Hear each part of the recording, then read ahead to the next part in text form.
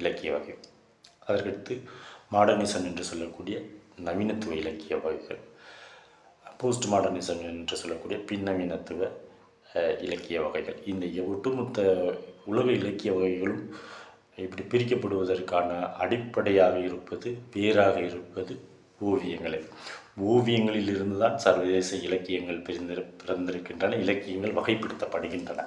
ஆனால் தமிழ் இலக்கியத்தை பொறுத்தவரைக்கும் இயல், இசை, நாடகம் என பிரிக்கப்பட்டிருக்கிறது. தொல்காப்பியமும் நன்னூலும் தமிழ் இலக்கியத்தில் இலக்கியத்தின் வகைகளில் ஓசையிலிருந்து எழுவது,